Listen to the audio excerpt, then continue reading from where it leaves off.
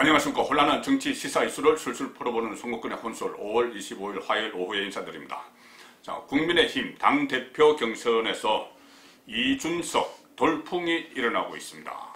여론조사 1위를 기록하고 있고, 언론에 따라서는 이것을 이준석 신드롬, 또 이준석 현상 이렇게까지 부르고 있습니다. 과거에 안철수 현상, 지금의 윤석열 현상, 이것을 연상케 할 정도로, 또 어떤 언론에서는 이것이 향후 범야권의 대권 구도에도 영향을 미칠 것이다, 이런 이야기까지 나오고 있습니다. 자, 그런데 이준석 돌풍 과연 실체가 있는 것인지, 그리고 이것이 그 바람이 이 찻잔 속의 태풍에 머물지, 아니면은 기존 질서를 바꿔놓을 태풍이 될지, 또 지금 36살 이준석이 제1야당 대표가 과연 될 수 있을지, 그리고 대표감으로서 이준석이 적절한지, 이런 부분들을 30년 정치부 기자의 촉으로 한번 풀어보겠습니다. 자, 일단 지지도 조사를 한번 뜯어보겠습니다. 이 돌풍의 실체를 일단 먼저 알아야 되겠죠. 실체가 있는지 없는지. 일단 결론부터 말씀드리면 여론조사상으로는 돌풍의 실체가 있습니다. 몇 가지 여론조사가 나왔는데, 한길 리서치 기준으로 말씀을 드리죠. 한길 리서치가 이준석에게 가장 우호적인 그 결과가 나왔습니다. 자, 이준석이 30.1%, 나경원 17.4%, 주호영 9.3% 이렇게 쭉 나왔는데, 물론 여기에 기타, 잘 모르, 무응답, 부동층이죠. 23.6%가 아직은 남아있습니다. 여론조사만 딱 놓고 봤을 때도.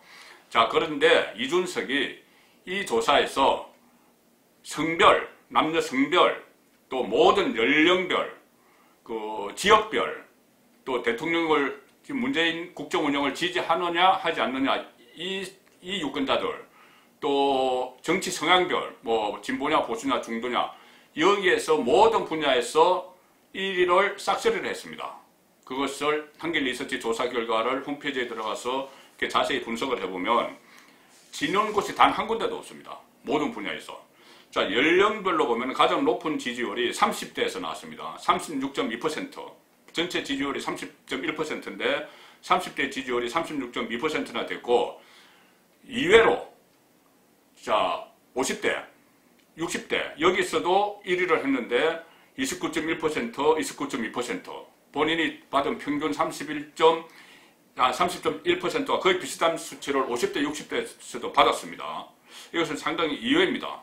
저도 이 젊은 층에서 2030에서 상당히 지지율이 많이 받고 50, 60대에서는 좀 덜하지 않겠느냐 했는데, 제가 오늘 분석을 해보니 50, 60대에서도 거의 비슷하게 30대, 40대와 비슷하게 이렇게 받았습니다. 그리고 지역별로도 서울, 인천, 경기 여기서 31.5, 30.5고, 대구, 경북 또는 부산, 울산, 경남에서는 좀 빠질 좀 뒤처지지 않겠느냐 이렇게 예상을 했지만 그것이 아닙니다. 대구, 경북에서도 22.9%를 받았습니다. 대구의 5선 국회의원 주호영은 16.6%입니다. 대구 5선 국회의원보다 대구, 경북에서 더 많은 지지율을 받은 것이죠. 그리고 부산, 울산, 경남에서도 33.7%를 받았는데, 부산의 5선 국회의원 조경태, 물론 민주당에서 국민의힘 쪽으로 갈아탔지만은 조경태가 5.5%, 불과 5.5%인데 이준석은 부산, 울산, 경남에서 33.7%로 압도적으로 1위를 했습니다. 물론 그 사이에는 나경원도 있고 이렇게 주호영도 있죠. 자, 그리고 정치 성향별로 봐도 보수 27.3%, 그리고 중도 36.0%, 진보 25.0%, 중도에서 많이 받았고, 특히 보수에서는 좀 강성 보수로 불리는 나경원 후보가 있죠. 근데 나경원 후보가 23.8%인데 그것보다 더 많은 27.3%를 이준석이 받았습니다. 자, 그래서 이것을 일단 이 부분에 대해서 결론을 내려보면은, 일반 국민만 대상으로 한 조사에서 이준석은 국민의힘 당권 주자 중에서 압도적 지지 1위를 기록하는 것은 맞다. 그리고 국민의힘 지지자가 많은 보수 성향 유권자들 사이에서도 강성 우파인 나경원보다 조금 앞선다. 자, 이런 결론을 일단 낼 수가 있겠죠. 그래서 민심은 이준석이 맞다. 민심, 당심 이렇게 나누는데 민심은 이준석 쪽이다. 지지율 그리고 1위 원인은 여러 가지 분석이 나오지만은 아무래도 지명도 10년 동안 처음 10년 전에 박근혜 키저로 정치권에 등장해서 그 이후에 여러 시사 프로, 교양 프로 계속 출연을 하면서 얻은 이 인지도 그리고 어떤 현안마다 목소리를 내면서 또 쌓아온 독특한 캐릭터가 있습니다. 이준석에게. 그런 것에 영향을 미쳤고 또 뭐 중도 보수에 대한 어떤 수요가 또 많이 있죠. 최근 들어서. 그런 중도 보수 그리고 청년에 대한 수요 이것을 가져갔다고 봐야 되고 가장 최근에 또 영향을 미친 것이 젠더 논쟁이죠. 진중권 전 동양대 교수와의 치열한 젠더 논쟁 이런 것들이 2030 남성의 좀 지지를 가져왔다 이렇게 분석을 할 수가 있습니다. 실제로 뭐 최근에 여성 할당제 폐지 이런 이야기까지 했죠. 그렇다고 여성 지지율이 또 떨어진 것은 아니고 남성 지지율이 특히 30대에서 가장 높이 올라가는 그런 양상을 보이고 남성 지지율이 35.7 여성 24.5보다 한 10%, 11%포인트나 더 많이 받은 이런 것들도 전체 지지율 결인에 영향을 미친 것이죠. 자, 이것을 일단 전제를 해놓고 민심은 이준석이다. 전제를 해놓고 두 번째로 뜯어볼 부분은 자, 그렇다면 과연 사상 최연소 당대표가 될 수 있을까? 경선에서 승리할까? 기라성 같은 5선의 주호영, 4선의 나경원을 꺾고 당대표 이준석 36살 이준석이 될 수 있을까? 그 부분입니다. 자, 이것을 일단 경선 룰을 먼저 살펴봐야 되겠죠. 지금 예비 경선에서 5명을 컷오프, 3명을 컷오프하고 5명을 뽑는데 그때까지는 이 당심 50%, 일반 시민 여론조사 50%입니다. 당심이란 건 책임당원 투표죠. 그런데 그것을 통과하고 5명이 올라가실 때는 책임당원, 그러니까 선거인단입니다. 전당대 선거인단 투표가 70%, 일반 시민 여론조사가 30%입니다. 그러면 일반 시민 여론조사 30%는 좀 가변성이 있겠지만 지금 이준석이 얻는 이 정도로 간다고 보고 70%가 어떻게 될 것이냐. 자, 이 부분을 제가 집중적으로 분석을 한번 해보겠습니다. 자, 투표권을 가진 70%의 움직임. 자, 국민의힘은 이 선거인단이 구성이 되죠. 전당대회가 열리면은. 이 전당대회 대의원입니다. 전당대회의 대의원은 한 10,000명 이내로 구성을 하도록 당규에 나와 있습니다. 10,000명. 상당히 많죠. 자, 그런데 여기에는 주로 어떻게 구성이 되느냐 하면은 당 지도부, 상임 고문단, 시도지사, 국회의원, 또 원외 당협위원장, 중앙당과 시도당 당직자들, 사무처 요원들, 또 기초단체장, 강역위원, 기초의원 이런 사람들이 쭉 기본적으로 들어가고 그 다음에 각 당협에서 지구당 253개 있죠. 그 당협에서 추천한 5,000명이 또 들어갑니다. 5,000명 이내가 들어가고 국회의원들이 한 명이 3명씩을 추천을 합니다. 그리고 심지어 국민의힘 보좌전 협의회 여기서도 10명을 추천을 합니다. 자, 그러니 이것을 한마디로 정리하면은 전당대회 대의원, 투표권을 갖는 대의원은 당 공식 기구에서 일하는 사람들이거나 당 조직에 강범위하게 속해 있는 사람들입니다. 중앙위원회 뭐 이런 사람들도 있고 그렇기 때문에 이 매달 당비를 내는 열성 당원이 1만 명이 투표권을 갖습니다. 이것은 무슨 의미냐 하면은 결국 조직력의 싸움이 될 수 있다는 이야기죠. 조직력. 그동안 이 과거 민정당 시절부터 민자당 뭐 이렇게 쭉 이어온 그 상황에서 계속 활동을 해온 당원들도 있습니다. 자, 그 당원들의 표심이 당락을 가른다. 일단 그렇게 봐야 되겠죠. 일단 당에서 오래 일했고 당 구석구석을 잘 아는 인물이 일단은 유리하겠죠. 사람들을 많이 알고 당이 어떻게 흘러가고 이 10,000명이나 되는 사람을 다 알 수는 없지만 각 지역에 이 사람들의 지인들이 많이 있고 또 그쪽에 당협위원장이나 지역구 국회의원들과 친분이 있고 이러면 유리하겠죠. 아무래도. 자, 그 상황에서 또 하나 있습니다. 수치적으로는 영남 출신이 유리합니다. 수치만 딱 놓고 볼 때는. 이 10,000명이 구성되는 이 사람들이 주로 책임당원인데 29만 명이 이르는 책임당원 중에서 한 10,000명 이내로 선출이 되는데 이 29만 명 책임당원을 기준으로 봤을 때 대구, 경북이 30%나 차지합니다. 그리고 부산, 울산, 경남이 20%. 그러면 영남이 50%죠. 그런데 수도권에 거주하는 영남 출신들, 출향 인사들이죠. 출향인들이죠. 그 출향인들도 이 책임당원에 대거 들어가 있는 것으로 파악이 되기 때문에 자, 그런 연구까지 다 따지면은 3분의 2가 영남 출신이다. 이렇게 보기 때문에 일단은 영남이 유리하죠. 일단은 유리하다는 겁니다. 뭐 영남 출신이라고 다 영남 후보 다 찍고 그러지는 않죠. 어쨌든 이것은 분석을 하기 위해서 제가 소개를 드리는 겁니다.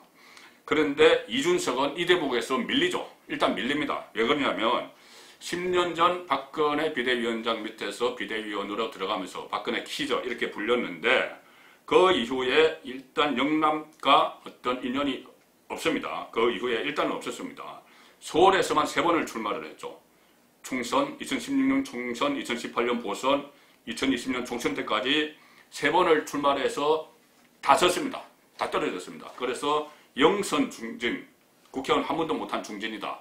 젊은 나이에 10년 동안 3번이나 출마하고 그런 말까지 듣습니다. 그때까지는 이 영남에 대해서 어떤 특별한 그 지지 기반 인연이 없죠. 자, 그런 상황인데 일단 반면 대구의 주호영은 지역에 조직 기반이 있습니다. 조경태도 부산에 있고 홍문표도 충청도에 있죠. 물론 일반 시민들을 대상으로 한 여론조사에서는 이준석에게 밀리지만은 이 각 지역별 조직력에서는 주호영이든 조경태든 홍문표든 앞설 수가 있다는 것이죠. 자, 이런 상황에서 주호영 또 나경원 이 두 후보는 당 소속 국회의원들의 지지를 받아서 원내대표까지 지낸 인물이기 때문에 지인들이 각 당협에 전국에 퍼져 있는 책임당원들이 많이 모여있는 그 당협위원장들과도 다 친분이 있고 그 접근하기가 쉽습니다. 선거운동을 하기가 쉬운 것이죠. 자, 여기까지 보면은 70% 비중을 차지하는 책임당원 투표에서 이준석은 절대 열세다. 이렇게 볼 수 있지만 꼭 그렇지만도 않죠. 왜 그러냐면은 책임당원의 표심이 지금 완전히 고정된 것도 아니고 민심에 따라서 움직일 수도 있고 경선 기간에 또 마음을 돌릴 수도 있습니다. 자, 지금 경선 그 컨벤션 조과를 위해서 국민의힘은 순회 합동연설회를 열죠. 오늘 비전 발표를 했는데 앞으로 광주, 부산, 대구, 대전 그리고 수도권 이렇게 돌면서 어떤 그 붐업을 시킵니다. 그 과정에서 이준석이 또 얼마나 실력을 발휘하느냐 아니면은 한계를 드러내느냐, 자, 그런 부분도 관전 포인트가 되겠죠. 그리고 또 2차례 TV 토론회도 있습니다. TV 토론회를 거쳐서 전 국민들이 지켜보는 가운데 뭐 실력이 바닥이 드러날 수도 있고 아니면은 예상 밖의 자질을 보일 수도 있고, 자, 그런 변수들은 아직 남아 있습니다.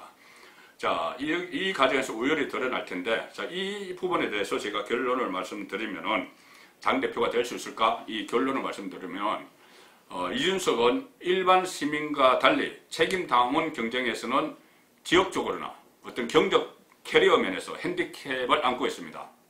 다만 이 일반 시민들로부터 받는 이 지지율, 이것을 뒷배경으로 삼아서 또 시너지를 만들어가면서 당심을 확보할 그럴 여지는 또 남아있는 것이죠. 특히 최근 들어서 본인이 가장 지금 제가 조금 전에 말씀드린 영남 이야기, 영남이 다수를 차지하는데 영남 표심에 다가서는 그런 모습을 보였습니다. 일단 그 전에 먼저 하나를 말씀드리면은 이준석은 박근혜 전 대통령 키조로 들어왔지만은 이 탄핵 국면에서 탄핵에 적극 찬성하면서 유승민을 따라서 바른정당으로 갔습니다. 그러다가 다시 유승민과 함께 다시 복당을 하는 상황이죠. 자, 근데 유승민은 이 박근혜 전 대통령 탄핵에 앞장서서 대구에서 민심이 안 좋은 것이 사실입니다. 그런데 이준석은 유승민 국회의원실에서 인턴 생활을 하는 것으로 정치를 처음 배웠습니다. 그런데 유승민의 경북고 동기가 이준석의 아버지입니다. 그러니까 아버지 친구 유승민 의원실에서 인턴 생활을 했죠. 그게 몇 년 전에 논란이 됐는데 그 어떻게 아니냐? 아버지 친구 방에 어떻게 인턴으로 갔느냐? 그런데 그때 이준석이 해명을 하느라고 한 것이 아버지 친구인 줄 몰랐다. 내가 그냥 여의도 연구소에 이렇게 제가 알아서 어떻게 해서 인턴 들어갔는데 나중에 보니까 아버지 친구더라. 이렇게 해서 좀 실소를 자아낸 적이 있었죠. 그 많은 사람들 중에 그 많은 직업 중에 국회의원 인턴 들어갔는데 국회의원이 300명인데 그 중에서 하필 아버지 고등학교 동기 동창과 그 방에 들어갔다. 나중에 알게 됐다. 자, 어쨌든 그런 적이 있어서 그 다음에 박근혜 전 대통령 탄핵에 앞장섰기 때문에 이 대구에서는 상당히 어떻게 보면은 이 이준석에 대한 인식은 안 좋을 수가 있습니다. 그런데 최근에 갑자기 박근혜 전 대통령 마케팅을 했죠. 이렇게 이야기했습니다. 컴퓨터와 씨름하던 나를 사람들과 씨름하는 곳으로 끌어내준 그분에게 항상 감사하다. 자, 박근혜 키저로 만들어준. 그런데 그 이후에 탄핵에 앞장섰죠. 그리고 이 이야기를 하고 나서 바로 대구로 가서 지금 대구 도심 투어를 하고 있습니다. 무려 2주 동안 선거기간 거의 모두를 대구에 올인하겠다는 거죠. 자, 그렇게 되니 이 탄핵 국면에서 적극 찬성하면서 유승민 따라서 바른정당에 갔던 아버지 친구의 인턴 생활을 하다가 그 유승민을 따라서 바른정당에 갔다가 다시 돌아온 그 상황에서 갑자기 박근혜 마케팅을 하니 노회하다. 벌써 노회하다. 그런 비판이 좀 일어나고 있는 것이죠. 그러니까 본인이 지금 지지율이 1위에 오르니 좀 어떻게 보면은 좀 과도하게 오버를 하고 있다. 너무 업돼 있다. 그래서 비판의 대상이 되기도 하고 있습니다. 자, 이런 상황에서 일단 이 결론이라기보다 이 상황이 어떻게 과연 될 것이냐 이렇게 말씀드리면은 이 세 번째 살펴볼 부분, 이 부분에서 이준석의 당대표 가능성, 이것을 최종적으로 아마 투표권을 가지고 있는 당원들이 생각을 할 수가 있겠죠. 뭐냐면은 이준석이 당대표가 됐을 때 그것이 범보수 진영에 약이 될 것이냐 독이 될 것이냐입니다. 자, 일단 섣부른 예단은 상당히 위험하겠죠. 뭐 앞으로 어떤 상황이 또 벌어질지 모르고 6월 11일까지. 근데 다만 지금 범보수가 처한 상황에서 36살의 원외 영선 국회의원을 한 번도 하지 못한 원외에 있는 이준석이 대표가 됐을 때 보수 입장에서 정권 교체에 어떤 영향을 미칠지 이것은 경험칙으로 관측이 좀 가능하죠. 일단 중도층, 또 정치에 무관심한 층, 또 젊은 층, 여기는 이준석 대표가 신선한 모습으로 보일 것은 분명합니다. 보통 일반적으로 생각할 때 보수 그러면은 꼰대 이런 이미지가 있죠. 나이 많은 뭐 태극기 부대 이것 가지고 연상을 하는데 일단 36살짜리도 대표로 뽑는 정당이구나. 그런 것은 좋은 이미지를 줄 수가 있죠. 자, 그런데 문제는 평상시 같으면은 그런 모습이 장기적으로 덕이 됩니다. 분명히. 당의 면모를 일신하고 뭐 새로운 기운을 일으키는데 유리하죠. 그런데 지금은 전시 상황에 돌입하기 직전입니다. 사실상 지금 전시 상황이죠. 대선 후보 경선 관리를 해야 되고 또 쟁쟁한 인물들, 이 대선 후보 경선 관리를 할 때 쟁쟁한 인물들을 본인이 컨트롤할 수 있어야 됩니다. 그런데 거기에 가령 아버지 친구인 유승민 후보가 있고 또 제주도의 원희룡이 이 당내에 있고 당밖에 있는 안철수와 합당해야 되고 홍준표 복당해야 되고 거기다가 장외에 있는 윤석열 더 버거운데 최근에는 뭐 최재형, 김동연 이렇게까지 막 등장하는 상황에서 감당을 할 수 있을까? 캐리어가 너무 일천하기 때문에 자, 그런 생각이 드는 것입니다. 그리고 또 하나 11월에 대선 후보가 결정되면은 국민의힘은 모든 것이 후보 중심으로 돌아갑니다. 그래서 중앙선대위가 꾸려지고 선대본부가 꾸려지고 그렇게 되면은 당 지도부에서는 물론 뭐 공동선대위원장 이런 거 맡겠지만은 큰 역할이 없어집니다. 큰 역할이 없어지고 이 측면으로 보조를 해줘야 되는 그런 역할에 거칠 텐데 대권 국면에서 이준석 대표, 젊은 이준석 대표 그것이 얼마나 효과를 낼까? 모든 것이 후보 중심으로 돌아가는 상황에서 그런 부분도 일단 회의적이죠. 그리고 마지막으로 이런 문제도 있습니다. 자, 만일 이 국민의힘이 대선에서 이겨서 정권을 찾으면은 지금 국민의힘은 여당이 됩니다. 여당이 되면은 여소야대가 되죠. 국회의원 의수 100일 대 한 180 이 상황에서 국정 운영을 해야 됩니다. 새로운 대통령은. 그러면 거기서 정말 여당의 역할이 중요하죠. 소수의 여당을 가지고 국정 운영을 뒷받침해야 되는데 그 상황에서 원외에 있는 당대표가 얼마나 보좌를 할 수 있을지 그 부분도 좀 의문시되는 것이죠. 그래서 오늘은 일단 그 이준석 돌풍이 실체가 있는지, 당대표가 될 수 있는지, 당대표가 된다면 어떤 일이 벌어질지 그런 것을 종합적으로 분석을 해드렸습니다. 이준석 돌풍이 어디까지 갈지 지켜보면서 계속 분석을 해드리겠습니다. 송국근의 혼술이었습니다.